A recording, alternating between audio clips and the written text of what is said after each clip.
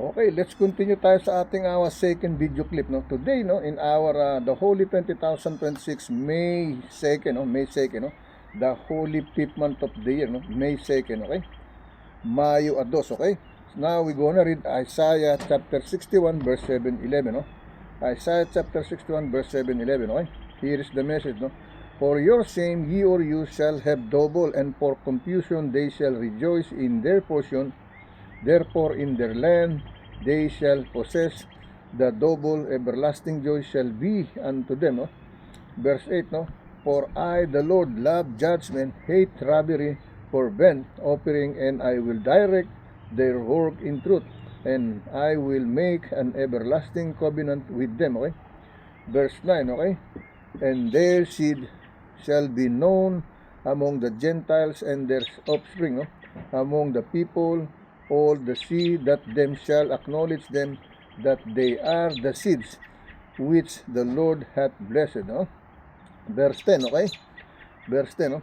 I will greatly rejoice in the Lord, my soul shall be joyful in my God, no? For he hath clothed me with the garments of salvation, he hath covered me with a robe of righteousness, as a bridegroom decketh himself with an ornament, and as a bride adorneth himself with her jewels. Okay? Verse 11, last verse, no? For as the earth bringeth forth her bud, and as of the garden causeth the things that are sown in it to spring forth, so the Lord God will cause righteousness and praise to spring forth before all the nation. Okay? Yan ang sinasabi ng ating Isaiah chapter 61 verse 7-11. Now we're gonna read in Tagalog version. Okay? Tagalog version. The only difference in English and Tagalog in the only the last letter. No? In English, Isaiah, the last letter is H.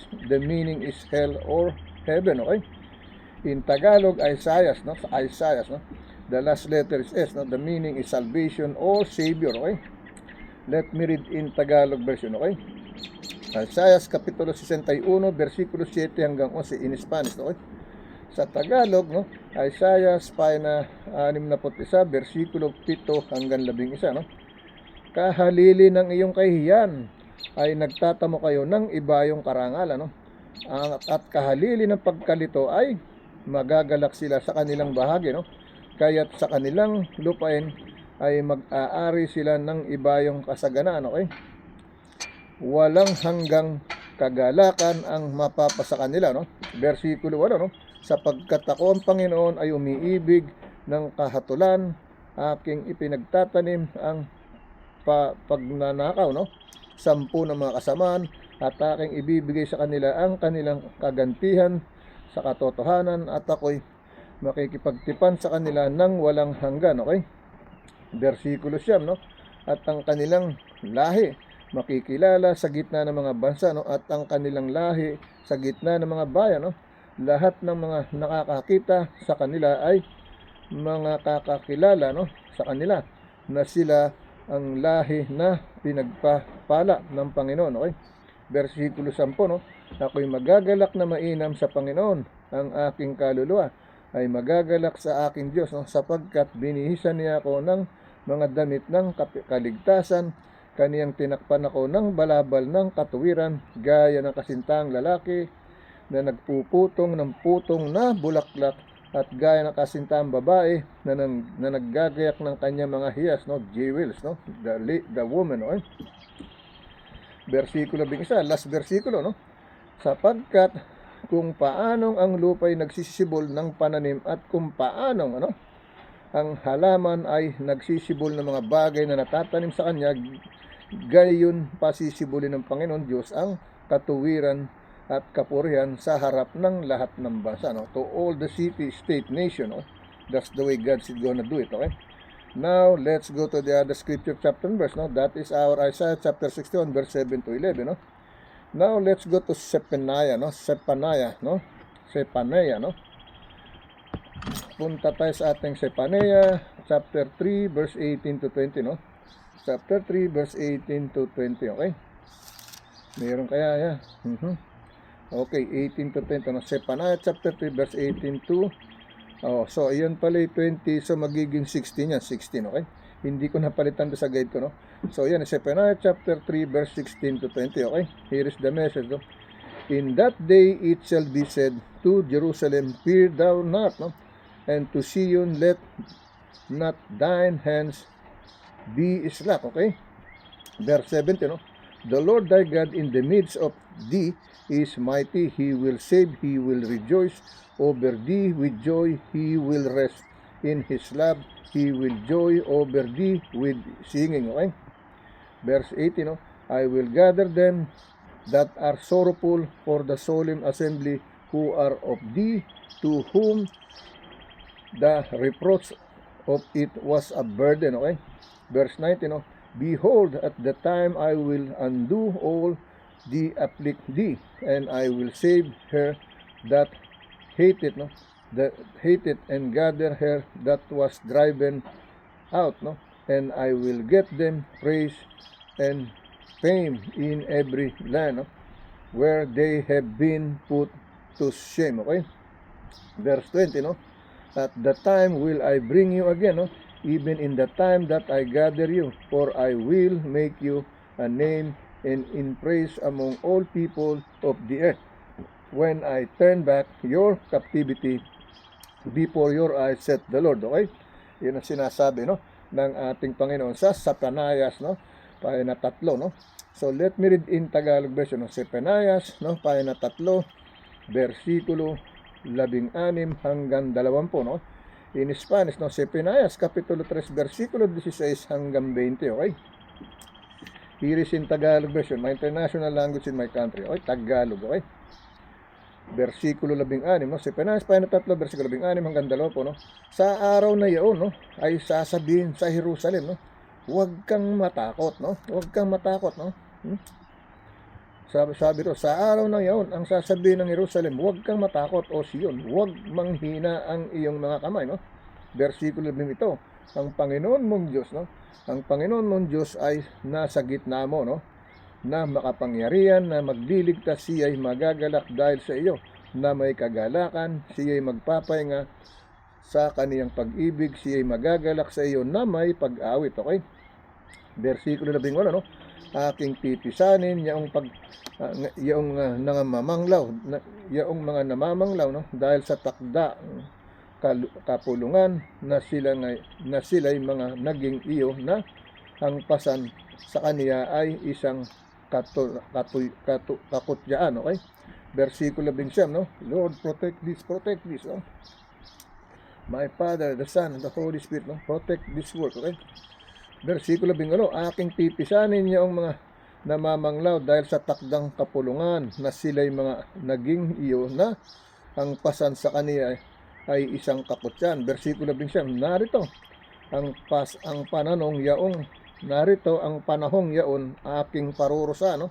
Ang lahat ng mga dumadalamhati sa iyo, at aking ililigtas ang napipilay, at aking pipisanin ang pinalayas, at aking gagawin sila kapurihan at kabantugan, na ang kahihiyan nila ay napa sa buong lupa, no? Versikulo 20, sa panahong yaoy aking ipapasok kayo sa panahong yaon, aking pipisanin kayo, sapagkat aking gagawin kayong kabantugan at kapurihan sa gitna ng lahat ng mga bayan sa lupa, pagka aking ibinalik kayo sa harap ng inyong mga mata mula sa inyong pagkabiyag, sabi ng Panginoon, okay?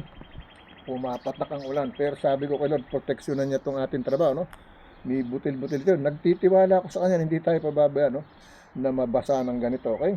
Now let's go to read sa ating Romans tayo, no? Romans, no? Ang sabi sa Romans, no, tuloy lang tayo, nagtitiwala tayo sa kanya, ipagkakatiwala natin sa kanya, okay? Alright, huwag tayo matatakot. Pag sinabi magtiwala ka sa kanya, magtiwala ka sa kanya, okay? Romans chapter 8 verse 30 to 34, okay? Ito ang sinasabi, moreover he did predestinate them, he also called, no? And whom he called, no, them he also justified, and whom he justified, then he also glorified, no? Verse 31, What shall we then say to these things? No, if God be for us, who can be against us? Okay? Verse 32, no?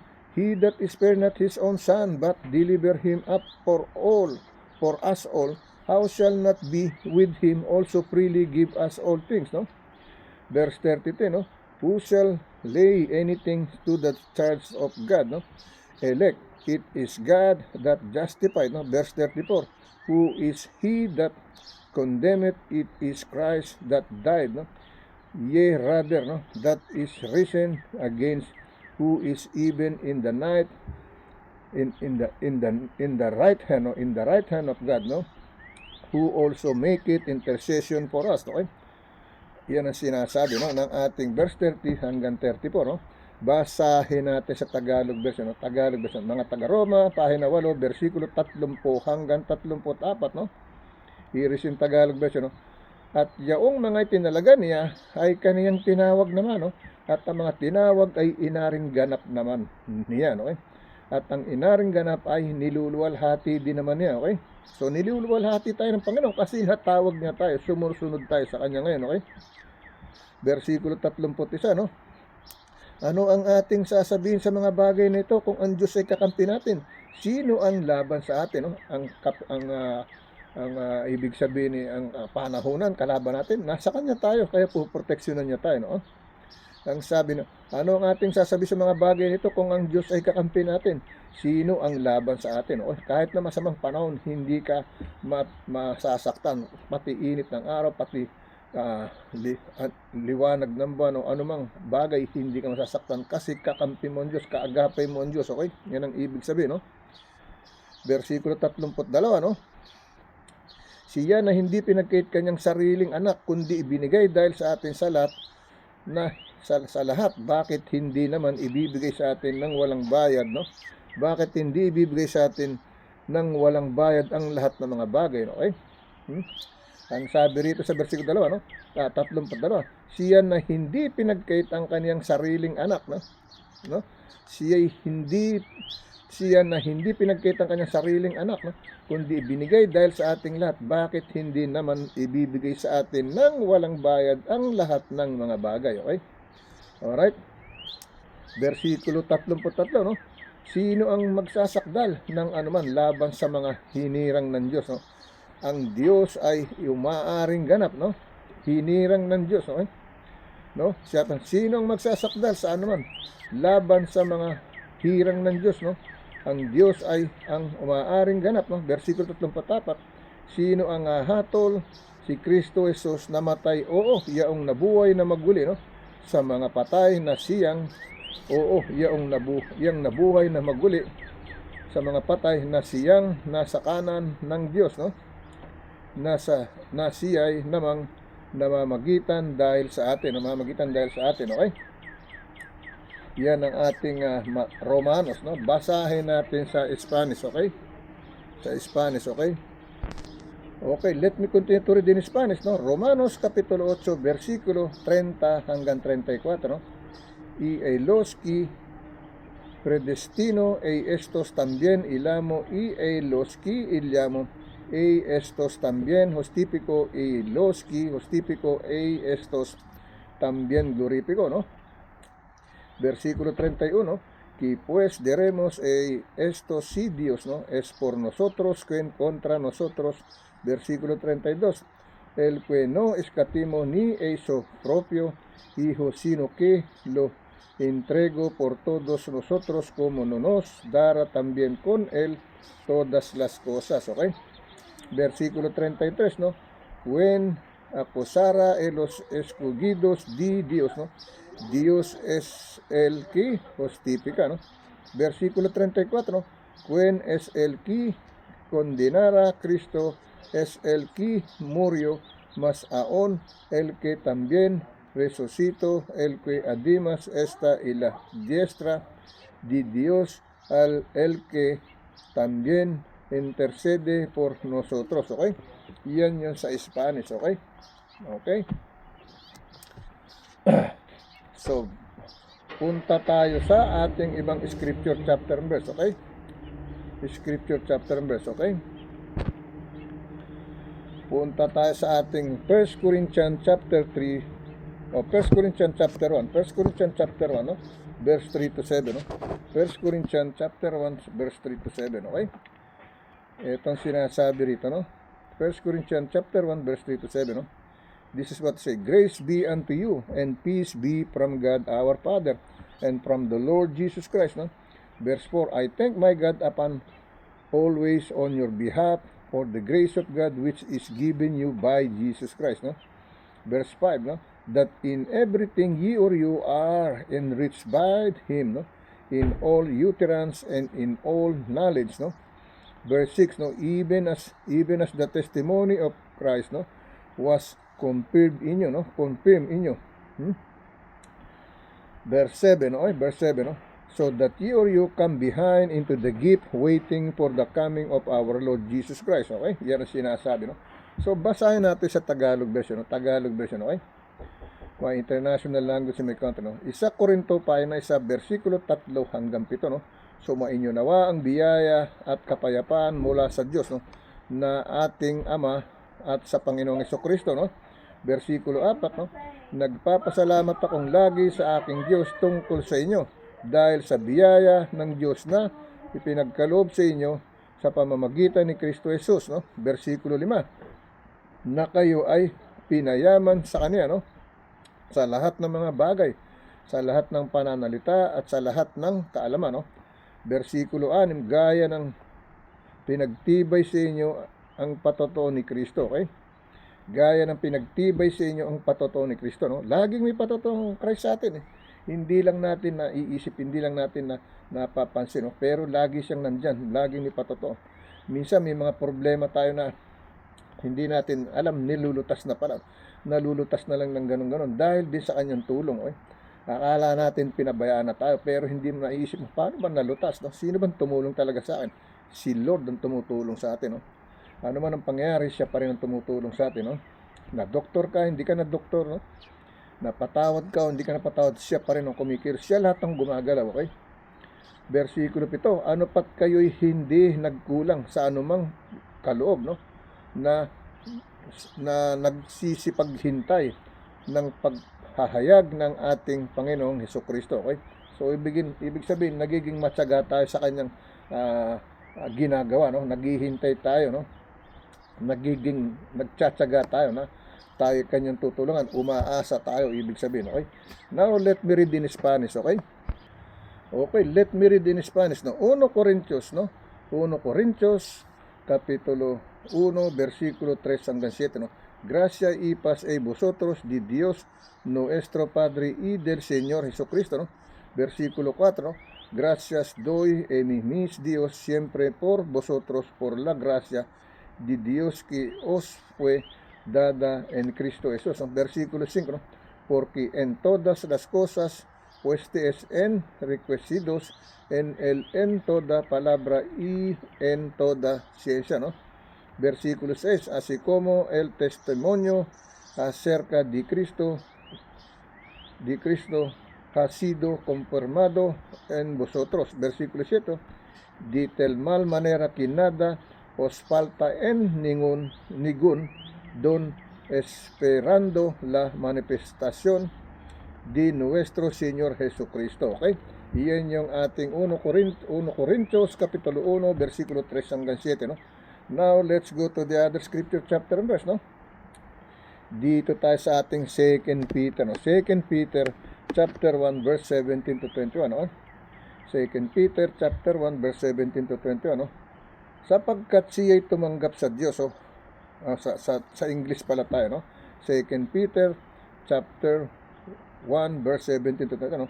For he received from God the Father honor and glory when there came such a voice for him from the excellent glory. This is, no? This is my beloved Son, in whom I am well pleased, okay? Verse 18, no? And this voice which came from heaven, we heard, no? We were with him, no? In the holy mount, oh, okay? Ang sabi ng verse 18, no? And this voice which came from heaven, we heard, no? When we were with him in the holy mount. Nasa bundok daw. Ibig sabihin, verse 19, we have also a more sure word of a prophecy, whereunto ye or you do well that ye or you take heed, as unto a light that shineth in a dark place until the day dawn and the day stars arise in your hearts, arise in your hearts, sa ating puso, verse 20, knowing this first, that no prophecy of the scripture is of any private interpretation. Verse 21, for the prophecy came not in old time, but in time by the will of men. It says in verse 21, okay, for the prophecy came not in old time, by the will of men, by holy men of God spake as they were moved by the Holy Ghost. Okay, yan ang sinasabi, now let me read in Tagalog version, okay. 2 Pedro, pahina 1, versikulo 17 hanggang 21, sapagkat siya'y tumanggap sa Diyos Ama, ng karangalan at kaluwalhatian ng dumating, sa karangalan at kaluwalhatian ng dumating sa kaniya ang isang tinig mula sa marangal na tinig, the voice, from heaven, kaluwalhatian, ito ang sinisinta kong anak na siya kong kinalulugdan, sinisintang anak, Jesus Christ, kinalulugdan, okay. He said, my beloved son in whom I am well pleased, okay, kinalulugdan. Versikulo 11, at ang tinig na ito ay aming narinig at nanggaling sa langit, nang kami ay kasama niya sa banal na bundok. It says in English, and this voice which came from heaven we heard when we were with him in the holy mount, nasa bundok, okay. Versikulo 20, at kami ay mayroon lalong panatag na salita ng hula na mabuti ang inyong ginawa kung ito'y inyong susundin, na gaya ng isang liwanag, lumiliwanag sa isang dakong madilim hanggang sa pagbubukan liwayway, at ang tala na umaga ay sumisilang sa inyong mga puso, sa ating puso, sa ating heart, okay. Versikulo 20, na maalamanan mo na ito, na alinmang hula ng kasulatan ay hindi nagbubuhat sa sariling pagpapaliwanag, okay. Kaya po hindi pwede mong hamakin ng hula, kasi pag Diyos na nagpapaliwanag, ginagamit yung tao, sasabihin talaga sa yung totoo, okay. He will tell you the truth. Now if this prophecy is a lie, he will gonna tell you lie, and then you're gonna believe, you're gonna take some money from you, but it's a lie, okay. It's not from the truth, Ang sabi rito, sa verse 20, knowing the first that no prophecy is the scripture of any private interpretation, okay. Sabi sa Tagalog, na maalamanan mo na ito, na alinmang hula ng kasulatan ay hindi nagbubuhat sa sariling pagpapaliwanag, okay, kung hindi nagbubuhat sa salita ng Diyos, okay. Versikulo 21, sapagkat hindi sa kalooban ng taong dumating ang hula kailanman, kundi ang mga tao ay nagsalita buhat sa Diyos. Yun ang sinasabi ko, nagsalita ng totoo galing kasi nagbubuhat sa Diyos ang kanyang kalooban, buhat sa Diyos na nauudyukan ng Espiritu Santo, natuturuan ng Espiritu Santo. Ito sabihin mo sa kanya, ganito ang kanya, nangyayari po yan, kasi totoo, okay. Now let me read this in Spanish, okay. Okay, let me continue to read in Spanish, 2 Pedro kapitulo 1 versikulo 17 hanggang 21, okay. Pues cuando el recibido recibió, de Dios Padre, honra y gloria, la fue enviada desde la magnífica gloria uno bosque decía, este es mi Hijo amado en el cual tengo complacencia, okay. Versículo 18, y nosotros oímos esta voz enviada del cielo cuando estábamos con él en el Monte Santo, okay. Versículo 19, tenemos también la palabra profética más segura, y la cual así es bien en estar atentos como una antorcha, ¿no? Antorcha que alumbra en lugar oscuro hasta que el día esclarezca y el lucero de la mañana salga en vuestros corazones. Okay, versículo 20, ¿no? Entendiendo primero esto, que ninguna profecía de la escritura es de interpretación prohibida, ¿no? Versículo 21, porque nunca la profecía fue traída por voluntad humana, sino que los santos hombres de Dios hablaron siendo inspirados por el Espíritu Santo. Okay? Iyan yung sa Spanish, no? Now, let me read the last one that we left, okay? Sa ating kaulian, 1 John chapter 2, verse 5 to 9, no? 1 John chapter 2, verse 5 to 9, okay? Iyan yung ating last one, okay? Sa ating Nuevo Testamento, okay? 1 John chapter 2, verse 5 to 9, no? 1 John chapter 2, verse 5 to 9, okay? Here is the message, no? But whoso keepeth his word in him, verily in is the love of God, no? Perfect hereby now we that we are in him, okay? But whoso keepeth his word in him, verily in the love of God perfected hereby know we that we are in him. Verse 6, no? He that said he abideth in him ought himself also to walk even as he walked. Okay? Verse 7, brethren, I write no new commandments unto you, but an old commandments which ye or you have had from the beginning. The old commandments is the words which ye or you have heard from the beginning. Okay? Verse 8, okay? Again, a new commandments I write unto you, which things is true in him and you, because the darkness is past and the true light now shineth. Okay? Verse 9, last verse, no? He that saith he is in the light, no, and hateth his brother is in darkness even until now. Okay? Yan ang sabi ng verse 9, no? Pakinggan niyo mabuti, no? He that saith he is the light, no, and hated his brother is in darkness even until now. Okay? Now let me read in Tagalog version, no? Tagalog version, my international language, my country, and then second in English. Okay? Isa 1, pahina 2, versikulo 5 hanggang 9. Okay? Here is in Tagalog version. Okay? Dadapat ang sino may tumutupad ng kaniyang salita, tunay na sa kaniya ay naging sakdal, no? Dadapat ang sino mang tumutupad sa kaniyang salita, tunay na sa kaniya ay naging sakdal ang pag-ibig ng Diyos, dahil dito'y nalalaman nating tayo'y nasa kaniya. Okay? We know it that we are in with Him. Okay? Versikulo 6, no? Ang nagsasabing sila'y nanana sa kaniya ay nararapat din namang lumakad na gaya ng inilalakad niya, no? This is what he said. Live like me, walk with me, no? And if you say you walk with him and then you didn't follow him, that's a different way, okay? It says here, no?